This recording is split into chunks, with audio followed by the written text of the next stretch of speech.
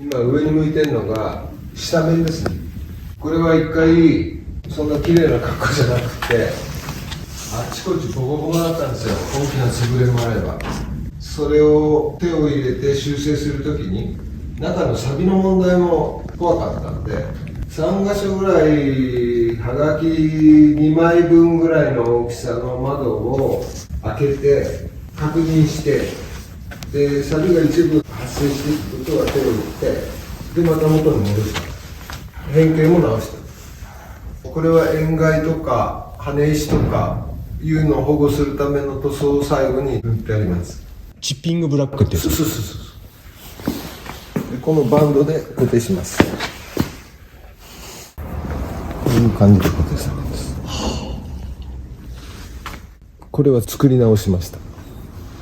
前のが使えないんで。変築林がね、なんか継ぎ足しのことされてたんで、ちょっと信頼度危ういんで、板厚を少し厚めにして作り直しました。綺麗でしょ、下。これからいろんなものが組み付けられていくんですよ。あくまでもそのチッピング塗ってあるけれども、それは今後の保護のためであって、ごまかしのためにチッピング塗ったわけじゃないんです。だから整然としてると思うんだけど、まあこれだけ防水処理した車は類を見ないでしょ。こういった車ですから、毎日ね、通勤に使う車とはまた種類が違うし、大雨だろうが何だろうが乗るっていうことはまあ稀だと思うんですけども、ただ今までの経緯、車自体の傷み方考えてみても、水による悪さっていうのもあっとりあったんですね。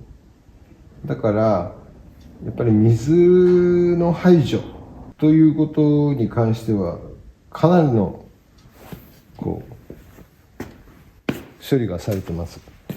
ちなみにね、まだついてないですけど、これは隠れるから全然見えないんですけど、ストップランプ、この底の面、これ正規なんですけど、前下がりでしょ。水溜まるじゃないですか、大雨に降られると。行き場がないわけですよ。で今まではここから水が中に入ってて、床をどんどん腐らせる。だから僕は嫌なんで、ドレーンの穴を開けて、でホースで床下に導いて、ここは水がたまらない状態を確保してるんですね。ボンネット今ないですけど、ボンネットかぶりますよね。ここ見てください。ドリップモールになってるんです。ここに水がダーッと流れてきますよね。これ前下がりのボディですよね。その水どうすんの？今までは何にもなかったんだけど、ここに2つ、これ頂点なんで少し下がるんで、今水はここに集まるんで、ここから排除するために、ここにもやっぱり太いの、量的に太いの。ストップランプの方はストップランプレンズ自体がある程度水を担ってくれるけれど、ここが塗料流れますから、これもホースで、ホースつけてもいいしつけなくてもいいし、でこれはここにラジエーターつくもんですから、ラジエーターの水抜きのコックがちょうどこの真上の位置あたりになるんですね。だからこれはなるべく大きい穴を開けて、これはここら辺の内側にかき集まった水を排除するための穴です。これはもともとついてないです。こんなふうにはなってないです。もともとレース用に作った車だから、あんまりそんなところは考えてないですよね。そんなことは考えてない。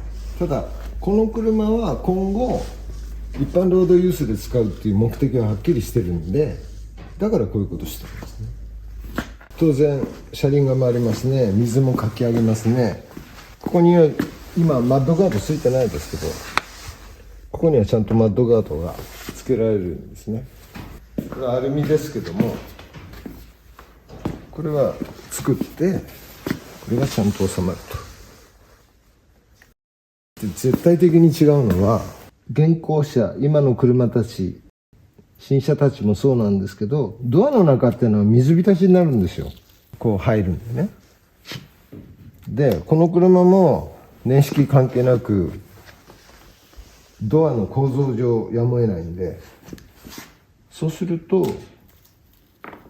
ドアの中の水全部こういう合わせ目から入りますよね。水は重力に従って下に降りるわけです。ここに穴開いてるでしょ。ここに水たまるの分かってるんですよ。一番端っこには当然切りかきで水が排除できますし、先端部も切りかきがあるんですけど、さらにここにゴムのパッキンも入るし、余計水が排除しづらいんで、この穴がね6個ぐらい開いてます。このサイドシールの中に面に沿って水は流れるんですけど、かつサイドシールのメインの内側にはね、養生しちゃった、かなり水抜き穴を設けてあるんですね。もともとはそんなのないですから、内部が腐ってもうぐさぐさになる。だから入ったものはやむを得ず取り込むんだけど、それを抜いてあげる、それをちゃんとしておけばもう腐んないです。ドアもそうなんですけど、ちょっと養生してありますね。ここに穴分かります？この下の穴、こんなものは当然もともとないです。先ほども話したようにドアの中はビチャビチャになるんですね。この穴もないんです。このドアのフレームは二重構造になってるんです。下面だけ1枚の板ともう1枚の板がダブルで平行に入ってるんですね。ここ空間があるんです。構造上やむを得ず水は取り込むざるを得ないんで、取り込んだものはここから下に流すと。で、流れた空間に流れたものはなおかつまた下で抜くと。だから水は一切たまんないんですね。結果としてみんなぐさぐさになるんで、出口がないんですもんね。出口ないんです。しまい込みっぱなしなんで、あとは熱ね、夏場とか暖かい日に温度で蒸発を待つというだけのことですよね。だから内側も全部水がもうプールのごとく溜まっても抜けるように構造にしてあって、板と板との間に水が入り込んで、毛細管で溜まった水、湿布された水が悪さを起こさないように組み立て直してる。10年20年経っていくとその差は歴然ですよね。構造的によろしくない部分をそのままに表面上直したところで同じ症状が比較的短期間で現れてくる。出ますね。大体もともと内部なんかは塗装されてないですから、イタリア車は金属露出ですから。で、鉄の露出とアルミの露出でいわゆる電飾ということで腐食が起きるんですよね。僕の場合は当然ドアなんかも折り返してかしめてまとめる構造になってるんで、フレームの骨のところ、アルミとこうかしめのフィッティングがされるところは当然事前に塗装しといて、それでかしめると。直接的ではないし、かつそれをしといて内側でまたシーリングかけてるから、まあ安心ですね。当時の仕立て方とよりもはるかに品質がより長く保持できるようには手を打ってありますね。